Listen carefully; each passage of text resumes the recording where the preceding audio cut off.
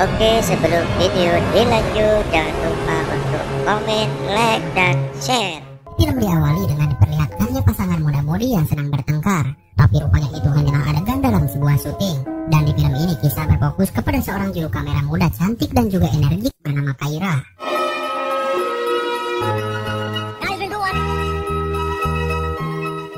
Kyra memiliki kedekatan dengan salah satu produser bernama Pendra.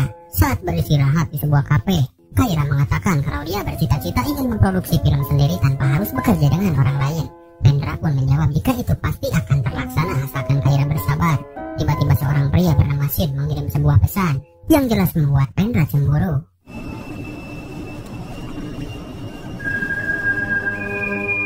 Sesampainya di depan kontrakan, mereka pun saling berpamitan.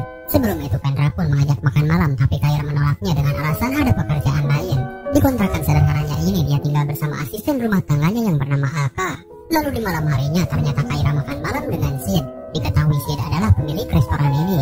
Lalu tidak lama rekan bisnisnya datang hanya sekedar menyapa Sid. Tapi bisa kita lihat mood Kyra berubah dan langsung bete lalu pergi dengan alasan akan ke toilet. Excellent, table is ready. Thank you. No, it's okay. Anyway, so Setelah itu Sid memuji Kyra yang terlihat cantik malam ini. Dia hati ingin suasana romantis. Kyra yang bad mood malah mengatakan hal tak terduga. Dia berkata kalau dirinya sudah tidur bersama dengan pria lain yaitu Pendra. Hal itu pun membuat Sid tidak bisa berkata-kata. Dan Kyra pun pergi sambil mengatakan maaf. I'm sorry. Malam itu pun Kyra habiskan dengan makan mie tek-tek di pinggir jalan. Dari sini bisa kita lihat Kyra lebih menyukai Pendra ketimbang Sid. Tapi saya juga tidak tahu pacar Kyra itu sebenarnya siapa. Di usianya yang belum menginjak 25 tahun, Kyra memiliki sifat ingin segala sesuatu yang sempurna. Memiliki hati yang sangat sensitif, mudah terluka, merasa kesepian, merasa bingung dengan perasaannya sendiri dan kesulitan membuat keputusan. Esok hari bersama dua teman setia bernama Jackie dan Fatih, Kyra melakukan olahraga ringan. Selain menyehatkan, hal itu pun dapat menenangkan pikiran. Tapi bisa kita lihat Kyra mudah tersinggung saat tidak sengaja menabrak pasangan yang berpacaran. Padahal dia yang salah, malah dia yang marah-marah. Saat bekerja dia melihat anak kecil yang sedang berakting. Dan Kyra tidak bisa menyembunyikan rasa iri di dalam hati. Menurutnya dia bisa melakukan akting lebih baik dibanding anak itu. Setelah itu dia mendengar kalau salah satu kru ini sering pergi ke tempat terapi. Diketahui dia mengidap kelainan yaitu pisang makan terong. Tapi dia kesana bukan untuk menyembuhkan, tetapi untuk meyakinkan bahwa itu adalah memang jati dirinya. Kyra adalah gadis yang kreatif, di mana saat ada kamera dia akan mengabadikan momen kebersamaan dengan para sahabatnya. Tapi saat ada telepon dari pemilik kontrakan, dia malah malas hanya sekedar menjawabnya. Saat berduaan, Fatih memberi kabar gembira kalau dirinya tengah hamil. Sebagai teman, Kyra pun ikut bahagia.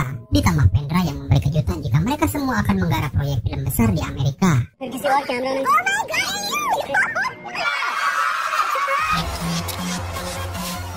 Tidak lama Pendra datang mengajak Kyra bicara empat mata. Dia diberitahu jika dirinya harus terbang ke Amerika malam ini juga. Katanya pemodal ingin membahas proyek film dengan para produser. Mendengar itu Kyra malah terlihat kecewa, padahal itu juga untuk keberlangsungan tim. Masalahnya Pendra jujur kalau ada salah satu produser wanita di sana yang adalah mantan pacarnya. Jadi dia meminta pendapat agar ketika di sana tidak ada kecanggungan. Dia hanya ingin bekerja dengan lancar. Namun mukanya memberikan solusi. Perkataan jujurnya itu malah membuat Kyra seperti acuh. Dan dia pun mengatakan terserah. Sampai di sini masih bisa dibilang wajar karena Kyra mungkin merasa cemburu. Tapi Pendra ingin serius mengatakan hal ini karena dia peduli dengan Kyra. Dan karena Kyra tidak bereaksi apapun, Pendra yang kesal mengatakan kalau ada orang lain juga di hatinya. Mendengar itu Kyra pun tidak marah ataupun kesal, malah dia melampiaskan dengan menari bersama pria asing.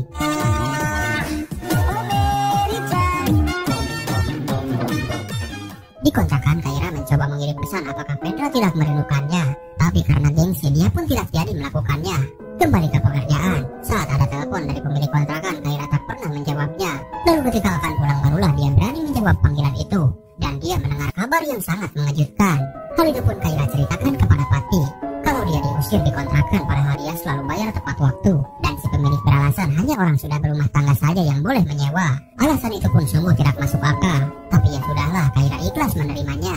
Fatih pun bertanya terkait proyek film di Amerika. Dan Kyra mengatakan akan tahu jawabannya setelah Pendra kembali. Dan Fatih bertanya kembali apakah Pendra sudah menghubunginya atau mengabarinya. Lalu Kyra pun menjawab selama ini belum ada kabar darinya. Namun pertanyaan itu mengundang kecurigaan karena Fatih yang tiba-tiba bertanya seperti itu. Dan Fatih mengatakan fakta sebenarnya kalau Pendra sudah bertunangan. Dia tahu tahu itu dari salah satu tim produksi. Bisa-bisanya Kyra tidak tahu, padahal Kyra sangat dekat dengannya. Ditambah anehnya baru saja mereka kemarin bertemu di klub malam. Dan malam itu mungkin Pendra akan mengatakan itu, tapi Kyra sendirilah yang terlalu acuh. Wati pun akan memberitahu siapa tunangan Pendra. Tapi Kyra tidak mau lanjut mendengar dan langsung segera pergi.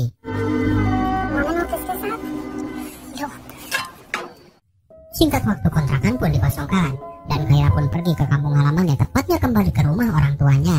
Di sana Kyra disambut oleh ayah, paman, dan juga bibinya. Dan pamannya mengatakan gadis seperti Kyra seharusnya dapat pekerjaan yang lebih terhormat, seperti kerja di kantor atau di bank misalnya. Jadi apakah kerja sebagai juru kamera itu tidak terhormat? Ayah Kyra menambahkan jika dia memang ahli di bidang itu. Menurutnya dia masih muda, apalagi Kyra lulusan sinematografi di Amerika. Jadi biarkan saja anaknya itu memilih jalannya sendiri. Namun si bibi mengatakan memang betul Kyra masih muda, tapi tidak akan selamanya muda, dia juga pasti akan tua. Jika dapat pekerjaan lebih baik, barulah orang tuanya bisa memikirkan pernikahan Kyra. Bibi dan pamannya pun terang-terangan bertanya apakah Kyra seorang lesbong atau bukan. Mendengar itu Kyra pun hanya tertawa. Dan sayangnya Kyra menjawab jika dia gadis normal yang menyukai seorang pria. Lalu kenapa Kyra masih sendiri? Padahal di industri perfilman banyak pria-pria yang pastinya Kyra sukai. Seperti di kehidupan nyata saat sebuah keluarga tidak lama bertemu, pasti ditanya kapan nikah dan sebagainya terkait masalah pribadi. Lalu daripada ditanya ini itu tentang masa depan, lebih baik Kyra pergi dan menginap di rumah Jackie sahabatnya. 100% chance भी है। Sesampainya di sana bisa kita lihat Kyra depresi seolah-olah benar-benar tidak punya tujuan hidup. Dia pun ingin melampiaskan dengan berkata-kata kepada Pendra, tapi dia tidak berani. Begitu juga ke bapak pemilik kontrakan, tapi itu juga tidak jadi. Hingga dia melampiaskan dengan mengatakan rindu kepada Sid. Yang jelas-jelas dia adalah pria baik yang sudah Kyra campakkan. Singkat cerita, Kyra dibawa kepada pemilik restoran teman ayahnya. Katanya dia ingin membuat video iklan restoran. Kemudian saat akan mulai, di sana ada banner yang menghalangi. Rupanya kebetulan di sana sedang diadakan konferensi peduli kesehatan jiwa, tepatnya festival orang-orang yang sedang ikut terapi. Apa boleh buat, Kyra bersama asistennya yang bernama Ganju harus menunggu sampai acara ini selesai. Commonly accepted medical terms to define साफ हो जाएगा कि आपको intensive therapy की जरूरत है। Sambil menunggu, Kyra yang sebetulnya butuh acara-acara seperti ini secara tidak langsung tertarik mendengar apa yang orang bicarakan di dalam. Dan dia adalah Dr. Jahangir Khan atau lebih akrab dipanggil Dr. Khan. बहुत ही डरावना शब्द प्रमुख बनाओ सबको बता। Salah satu peserta bertanya bagaimana cara dia mendeteksi seseorang itu stres atau normal. Dr. Khan pun mengatakan, contohnya dirinya sendiri yang datang ke seminar resmi seperti ini memakai celana jeans robek, apakah itu bisa disebut stres? Kata stres atau tidak waras untuk seseorang menurutnya terlalu berlebihan. Dia biasa menyebut itu adalah masalah otak, masalah tubuh sudah terbiasa. Seperti demam dan sebagainya datang ke rumah sakit pasti diobati dan segera sembuh. Tetapi jika masalah otak dan pemikiran sulit dijangkau bahkan disembuhkan oleh keluarga sendiri. Bahkan dirinya yang seorang psikiater, orang tuanya pun masih malu-malu mengakui jika anaknya adalah tukang mengobati masalah pikiran.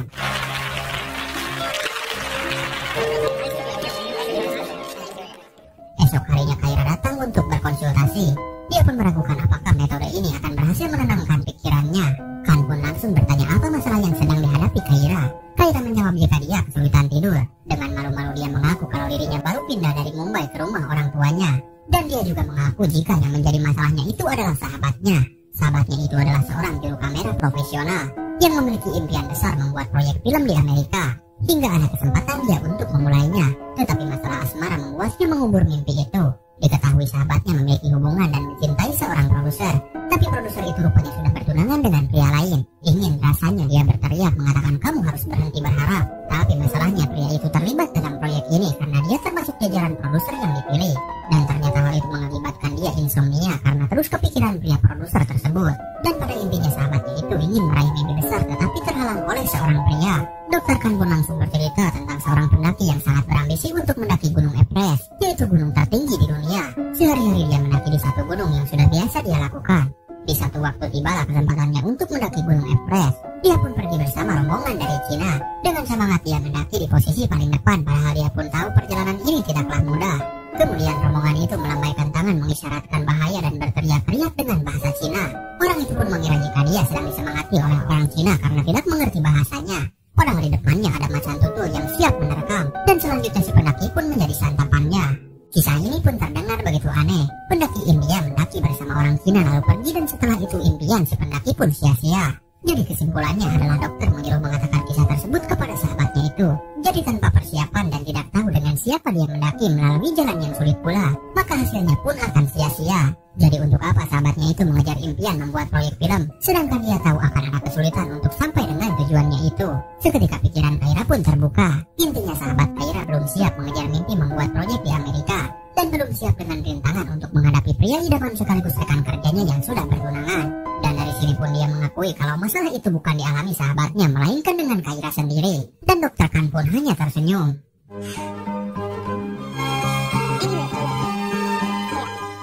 Di malam harinya Kaira yakin malam ini dia akan tidur dengan nyenyak, hingga dia tertidur dan tiba-tiba masuk ke alam mimpi.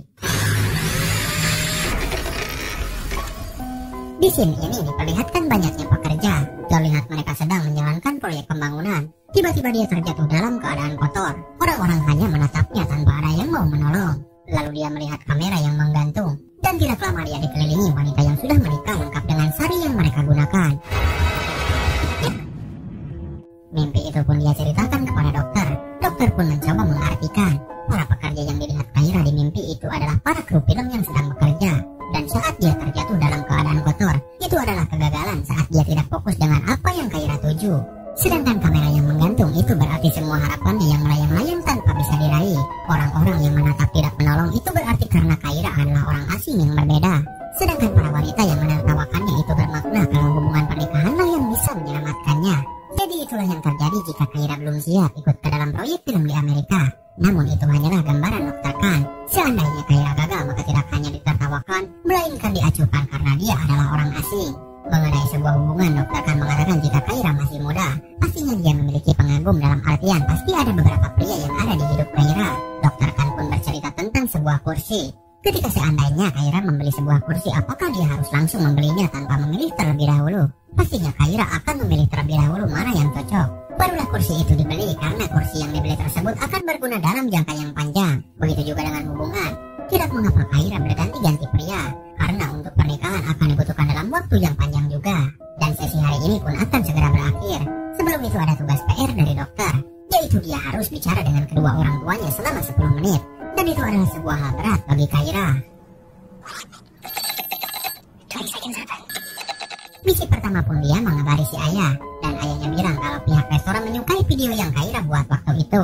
Sambil ayahnya juga mengatakan kalau di rumah sedang menyiapkan acara pesta menyambut adik Kaira bernama Kido yang baru pulang dari luar negeri. Kemudian di misi kedua, dia menelpon ibunya dan lagi-lagi si ibu mengatakan sedang mempersiapkan segala hal untuk menyambut Kido. Tanpa banyak panjang lebar, Kaira pun menutup teleponnya. Dan benar, untuk bicara 10 menit saja rasanya sangat berat bagi Kaira. Kemudian di sesi kali ini Dr. Khan mengajak Kaira di tepi pantai. Dr. Khan bertanya terkait PR yang dia berikan. Kaira menjawab dia menelpon ayahnya selama 5 menit. Dan menelpon ibunya sangat singkat karena dia sibuk persiapan menyambut adiknya yang kuliah di luar negeri. Sedangkan ketika Kaira pulang tidak ada pesta atau sambutan meriah seperti yang dilakukan untuk Kido. Dan Dr. Khan menyimpulkan kalau Kaira cemburu dengan adiknya sendiri. Namun hal itu dibantah karena Kido sangat menyayangi Kaira. Hanya dialah yang mengerti perasaannya. Namun entah mengapa ketika di rumah dia merasa tidak ada sedikit pun kebahagiaan.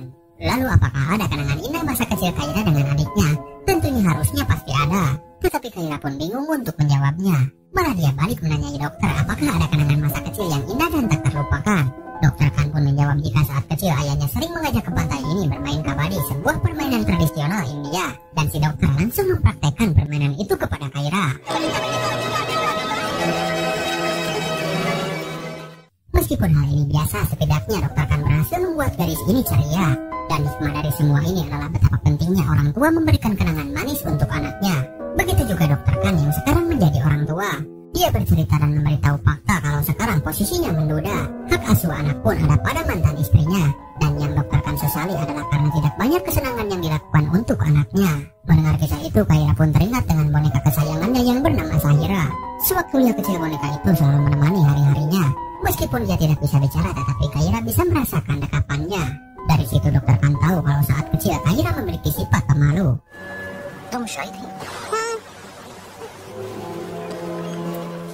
Di malam hari Kaira pun mencari tahu biografi mengenai Dr. Khan. Dan dia juga sempat mencari boneka baru secara online berharap bisa mengenang masa kecilnya kembali. Esok paginya si ibu yang sedang sibuk memasak langsung ditanyai Kaira apakah ibu tahu di mana Sahira sekarang. Dan jawaban si ibu mana dia tahu siapa itu Sahira. Kaira pun memperjelas jika Sahira adalah boneka kesayangannya. Ibunya pun menyuruh Kaira mencarinya di gudang, mungkin bonekanya ada bersama mainan milik Kido. Mendengar kata-kata mungkin jelas membuat Kaira kecewa, dan dia bertanya apakah ibu mengingat semua hal tentang dirinya. Tapi si ibu tidak menjawab, malah dia memberikan makanan kesukaan Kido. Mendengar nama adiknya yang selalu si ibu sebut membuat Kaira kecewa lalu segera pergi. Abdi Banaya, Kido Ka Fitri. You just wanna make me sad. Di malam harinya bersama Jackie, dia pergi ke sebuah kafe. Dengan dihibur penyanyi yang bersuara merdu membuat mereka termasuk pengunjung lain merasa terhibur. Saat usai Kaira mendekati pria ini yang bernama Rumi, mereka pun saling berbincang lalu Rumi pun mengajak ke pantai bersama. Di sana mereka tampak akrab dan bahagia. Sesuai saran Dr. Khan, tidak apa-apa mencoba mengenal banyak pria agar dia menemukan kecocokan untuk sebuah hubungan. Ditambah pria yang menyukai musik ini sedikit bisa mengobati rasa kesepian Kaira selama ini. Seperti biasa, hal bahagia baru itu pun dia ceritakan kepada Dr. Khan. Kaira pun duduk di kursi yang baru dan mengatakan bagaimana rasanya. Perkataannya itu menyiratkan apakah bertemu orang baru membuat Kaira nyaman. Dan jawaban Kaira entahlah, karena dia harus mendengarkan musik 24 jam penuh. Sedangkan dia lebih menyukai dialog sebuah film. Sebagai pendengar yang baik, dokter pernah merasakan hal sama. Dia dipaksa menonton sebuah opera yang dia sendiri tidak suka. Rasanya di setiap menit begitu menderita. Sampai Kaira yang semangat bercerita tidak sengaja merusak sebuah mainan. Bertemulah kembali Rumi dan Kaira. Saat berduaan, Rumi yang menyukai musik begitu menjiwai seolah-olah mengajak Kaira ikut terhanyut ke dalamnya. Dan bisa kita lihat Kaira bete dan to the point ingin musiknya dihentikan.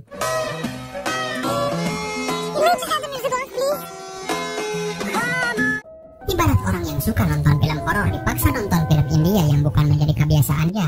Jelas lebih baik diam daripada dipaksakan. Hal itu pun membuat Rumi kaget pada lagu itu dia tulis untuk Kaira. Di saat-saat mendebarkan, tiba-tiba ponsel Kaira berbunyi, dan entah siapa yang menghubungi. Rumi melupakan kejadian tadi dan dia ingin tahu lebih dekat apa film pertama Kaira. Apa yang sebenarnya Kaira suka? Bagaimana awalnya Kaira bisa menjadi seorang juru kamera? Dan beberapa pertanyaan terkait pengalaman kehidupannya sejak kecil. Tapi Kaira nyatanya belum sembuh. Dia masih celingak-celinguk tidak mengerti apa yang harus dia jawab.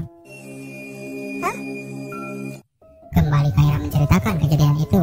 Menurutnya sebuah hubungan romantis malah membuatnya merasa terganggu. Berbeda hubungan bersama teman-temannya yang mengalir begitu saja tanpa ada tekanan. Dia merasa bebas, dia merasa dihargai, dan Kaira merasa jadi dirinya sendiri. Dari situ ada pelajaran penting dari Dr. Khan. Dia mengatakan sesuai kapasitas otak manusia, seseorang pastinya punya 150 orang di hidupnya. 50 orang dirasa penting untuk diundang apabila ada acara, dan 15 orang yang akan selalu diingat. Tetapi dalam roda kehidupan ada 5 orang terdekat yang selalu ada di benaknya, tetapi tidak termasuk keluarga. Contohnya teman, sahabat, atau pacar. Kaira pun menjawab jika ada sahabatnya yaitu Jackie, Fatih, Gunja, Alka, dan terakhir Pendra mantan pacarnya. Tapi orang kelima Pendra dianggap orang terakhir yang selalu berubah-ubah. Anggaplah Kaira memiliki 4 teman yang selalu membuatnya bahagia. Lantas apa yang membuat Kaira takut dengan orang kelima?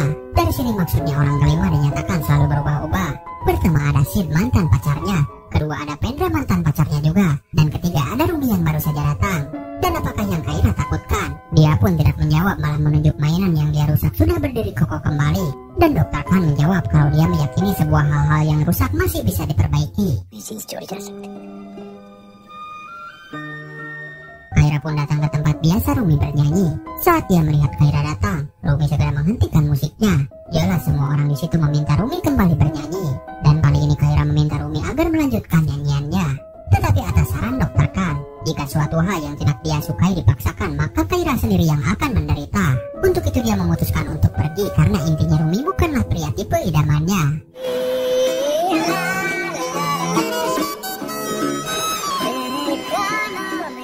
Sampai sini Kaira sudah bisa membuat keputusan sendiri agar tidak menjadi masalah ke depannya.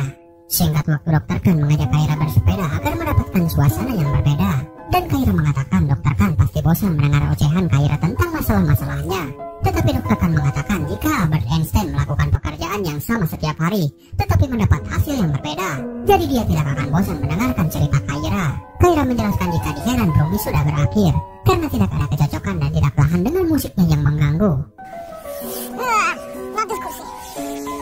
Tiba-tiba dia menggigil seperti kedinginan. Menurutnya ada 2 alasan orang menggigil. Pertama karena orang itu sedang demam, dan kedua orang yang sedang ketakutan. Dan di sini Nih pun memperlihatkan sosok Kaira sewaktu kecil. Namun kita pun akan tahu jawabannya nanti. Di malam harinya diadakanlah pesta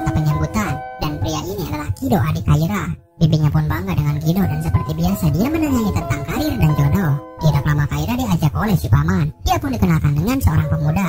Dan tanpa basa-basi Kaira menanyakan apa alasan supaya Kaira tertarik dengan pria ini. मैं तुम्हें इंटरेस्ट क्यों लूं? Pria ini pun tidak menyangka jika Kaira belak-belakan seperti ini. Maksud si paman bagus ingin keponakannya itu segera menikah. Tapi caranya lah yang salah karena sebenarnya Kaira bisa memutuskan pilihannya sendiri. Ketika berkumpul ibunya pun kagum dengan Kido karena sejak kecil selalu tidak jauh dengan dirinya. Kido sangat manja dan si ibu merindukan saat-saat seperti itu. Sedangkan di situ Kaira hanya tersenyum. Ditambah ayahnya yang mengatakan jika Kido lulusan universitas terbaik dan sekarang pun ditunjuk oleh perusahaan besar. Pamannya pun mengatakan Kido memilih pilihan tepat serta yakin dia akan sukses sambil menatap Kaira.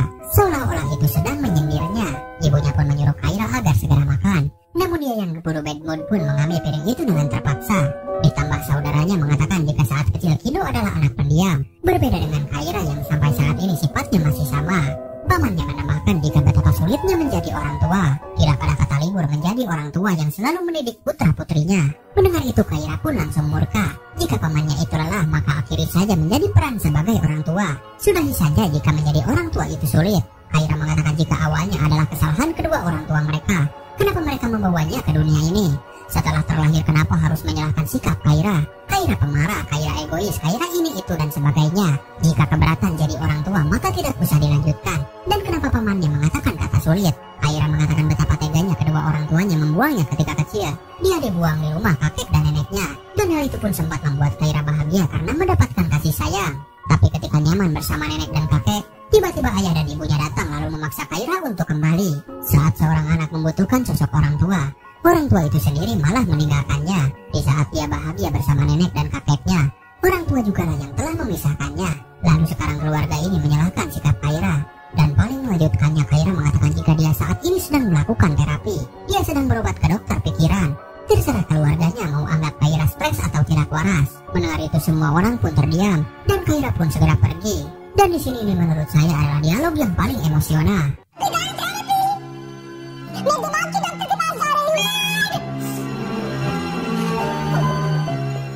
Lalu Kido pun tahu apa yang harus dia lakukan. Saat ini hanya adiknya lah yang mengerti perasaan Kaira. Hal itu pun kembali Kaira ceritakan kepada dokter Kan. Kaira telah dibuang orang tuanya ke rumah nenek dan kakeknya. Kaira kecil tinggal di rumah cukup besar dan bermain di halaman yang cukup luas. Saat itu dia berumur 5 tahun. Setiap seminggu 2 kali Kaira selalu menulis surat untuk kedua orang tuanya. Di umurnya yang masih belia menulis baginya sama seperti menggambar. Hanya bisa mengatakan kapan ayah dan ibunya kembali karena Kaira sangat merindukannya. Ditemani sang kakek, mereka berdua selalu memasukkan surat itu ke dalam kotak pos, berharap ada balasan dari sang ibu atau ayahnya. Setahun kemudian ibunya pun kembali membawa Kido adik barunya, dan di situ dia merasa cemburu. Saat itu Kaira menanyakan apakah surat yang selalu dia kirim sudah diterima. Ibunya pun mengatakan kalau dia sudah menerima dan tulisan-tulisan yang Kaira buat sangatlah indah. Bahkan setiap surat dari Kaira selalu dia pajang di lemari. Mendengar itu Kaira kembali semangat untuk kembali menulis. Tapi saat itu terlihat kakek menegur si ibu jika tindakannya adalah salah. Intinya si ibu tidak bisa memberi harapan palsu kepada Kaira. Alasannya dia kesulitan ekonomi dan terlalu susah mengurus 2 anak. Dan dia akan kembali jika usaha suaminya di luar negeri sudah berhasil. Untuk itu dia hanya akan membawa Kido bersamanya. बहुत मुश्किल होता है दो इधर से उधर ट्रैवल कर. Ibunya pun kembali bersama si ayah ke berbagai negara menjalankan bisnis. Dan setelah tahu semua itu di umurnya yang menginjak 6 tahun, Kaira memutuskan untuk tidak lagi mengirim surat. Karena dia sudah mengerti apa yang diinginkan kedua orang tuanya. Tapi saat itu Kaira tidak bisa mengungkapkannya. Dia menjadi pendiam dan tertutup. Sedangkan si kakek tak pernah lelah menyuruh Kaira untuk terus menulis surat. Tanpa tahu Kaira sedang di fase yang seharusnya tidak dia alami. Beberapa tahun kemudian ayah dan ibunya kembali karena bisnisnya dinyatakan gagal total. Setelah ditinggal kedua orang tuanya bertahun-tahun. Saat itu Kaira juga dipisahkan oleh kasih sayang kakek dan neneknya.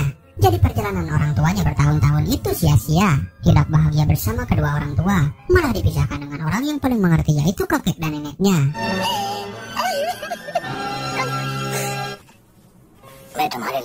Dokter Kan mengatakan marah kepada orang tua itu wajar. Mana emosi-emosi seperti itu adalah tindakan menyehatkan. Dan sebelumnya dia menenangkannya dengan segelas air putih dengan cara uniknya. Untuk merasa aman pertama rasa takut itu harus hilang. Entah itu takut dibuang atau takut sendirian. Kaira sudah membawa rasa takut itu sepanjang hidupnya. Dan beban ini berakibat pada hubungan terutama asmara. Jadi menjadi kebiasaan Kaira adalah meninggalkan orang lain sebelum mereka meninggalkan dia sendiri. Karena kenyataannya Kaira tidak mau menghadapi kepedihan itu lagi. Kenapa dia tidak tinggalkan saja ketakutan ini untuk selamanya? Kaira harus hidup sekali lagi. Dia tidak menyuruh untuk harus memaafkan orang tuanya atau bahkan berhenti marah. Lakukanlah sesuka hatinya.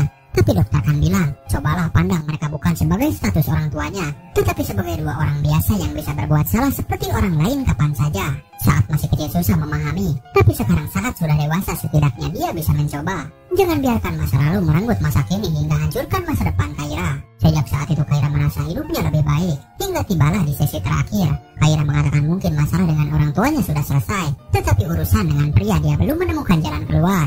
Dia juga menanyakan, apakah setelah semua sesi ini dia dinyatakan lulus atau tidak. Dokter pun menjawab dia bukanlah guru, melainkan kita yang berperan menjadi guru di kehidupan nyata. Hidup ini penuh teka-teki, dan dokter hanya bisa menemukan potongan yang hilang. Lalu hanya Kaira lah yang bisa menyelesaikan teka-teki itu. Dan Kaira pun mengungkapkan fakta kalau dia menyukai dokter Kan. Jelas dokter pun hanya tersenyum tidak percaya seorang pasien menyukainya. Dokter pun menghargai ungkapan perasaan Kaira, tapi dia tidak bisa memanfaatkan situasi ini. Karena jika ada hubungan di luar sesi ini, maka itu melanggar kode etik keprofesionalan seorang dokter. Tetapi sekali lagi dokter mengapresiasi Kaira yang sekarang bersikap dewasa dan terbuka. Daripada perasaannya dia sembunyikan malah akan menjadi beban baru. Kaira kini sangat berbeda. Dia kini berani mengungkapkan kata cinta kepada terapisnya sendiri. Dan sebelum pergi Kaira pun memeluknya dengan erat.